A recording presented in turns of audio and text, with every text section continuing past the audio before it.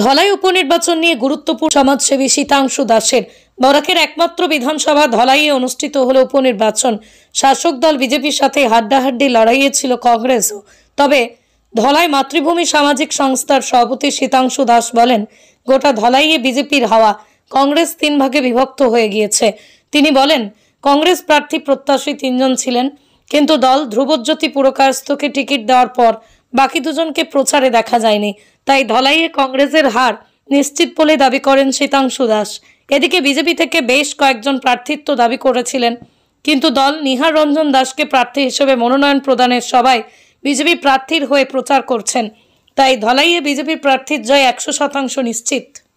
Vote দিয়েছি, কিন্তু এই ধলাই উপনির্বাচনে আমি লক্ষ্য করলাম একটা জিনিস, যে জনগণের মধ্যে উৎসাহটা একটু কম, মানে কাস্টিংটা ওভারঅল, শুধু আমার এই ধলাই জিপিতে নয়, ওভারঅল কনস্টিটিউয়েন্সির যেটা খবর, কাস্টিংটা খুব ধীর গতিতে এগুচ্ছে। হয়তো বিকাল পর্যন্ত 74 এই ধরনের হতে পারে, 72 এই ধরনের গিয়ে পৌঁছতে পারে, কিন্তু সকাল থেকে খুব ধীর গতিতে মানুষ আসছে ভোট দিতে, কিন্তু খুব ধীর গতিতে। সংখ্যালঘু এলাকায় দেখুন, ভোট যদি বলেন ভারতীয় জনতা পার্টির পক্ষে এবার সংখ্যালঘুরা ভোট দিচ্ছে, যেটা কিছুক্ষণ আগে আমি ঠিক রাজনৈতিকভাবে নয়, আমি অন্য এখানে সংখ্যালঘুদের মধ্যে যারা বিশিষ্ট মানুষ আছে, যারা ফুটবল প্লেয়ার আছে, যারা স্পোর্টসের সঙ্গে জড়িত, অনেকের কাছে আমি টেলিফোনে খবর নিয়েছি যে ওদের যেটা মতামত, যে 15 থেকে 22 পর্যন্ত ভোট, মানে 15 থেকে 22% পর্যন্ত সংখ্যালঘু ভোট এবার ভারতীয় জনতা পার্টির পক্ষে পড়বে বলে ওনারা বলছেন। বা এইখানে শুধু নয়, আমি গঙ্গানগর বা আমরাঘাট সাইডে যে আমাদের সংখ্যালঘু অধ্যুষিত অঞ্চল আছে, সেখানেও আমি একটা খবর নিয়েছি, সেখানেও কিন্তু সংখ্যালঘু ভোট একটা অংশ ভারতীয় জনতা পার্টির পক্ষে যায়। বাগান ভোট যেটা ফ্যাক্টর, বাগান ভোট ভারতীয় জনতা পার্টির পক্ষেই আগের থেকেই আছে। আমরা এই নির্বাচনের সময় প্রচারেও আমরা লক্ষ্য করেছি যে প্রতিটি বাগানের যে পরিবেশ বা বাগানের যেটা নাচগড়, ভারতীয় জনতা পার্টি কিন্তু প্রতিটি নাচগড়ে সভা করেছে, কিন্তু কংগ্রেসকে আমি কোনো নাচ করে বড় কোনো সভা করতে আমি দেখিনি। আর ওভারঅল সব কিছু মিলিয়ে যেটা একটা হিসাব আমরাও একটা রাখি, যে এই ভোটের যে এটা কংগ্রেসের কিন্তু 3য়তম হার হবে।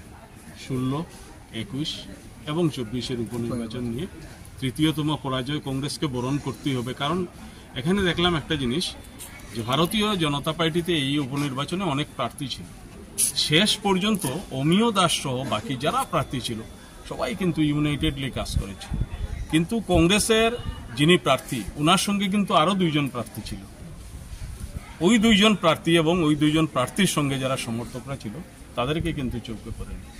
ওরা কোনো সভা সমিতি বা কংগ্রেসের প্রার্থীর সঙ্গে বা কংগ্রেসের যারা নেতৃবৃন্দরা এসেছিল তাদের সঙ্গে আমার চোখে পড়েনি বা আমি দেখিও নি। তো কংগ্রেস এখানে 3 ভাগে বিভক্ত, আমি যতটুকু এখানে বুঝছি। একটা ভাগ শুধু প্রার্থীর পক্ষে কাজ করছে, বাকি 2টা ভাগ কিন্তু সেই প্রার্থীর পক্ষে নয়। কিন্তু ভারতীয় জনতা পার্টির প্রতিজন প্রার্থী তারা কিন্তু মানে ইউনাইটেডলি কাজ করছে। কত ভোটের ব্যবধানে এখানে দেখুন, 2021-এ কামাখ্যা প্রসাদ মালা এখানে 61,000-এর মতো ভোট পেয়েছিল। তো এখনকার যিনি কামাখ্যা মালা কিন্তু 1985 থেকে নির্বাচনে প্রতিদ্বন্দ্বিতা করছে, এবং প্রতিটি সময়ে আপনারা লক্ষ্য করেছেন যে কামাখ্যা মালা 2য় স্থানে ছিল। আর এই প্রার্থীর জনসংযোগ যেটা বা যেভাবে ওনারা প্রচারে ছিলেন, 55-র ভিতরে ওরা থেকে যাবে, এর উপরে অগ্রসর হওয়া মুশকিল হবে এই নির্বাচনে।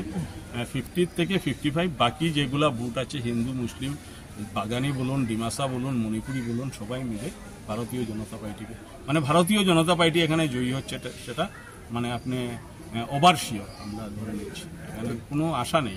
ধন্যবাদ।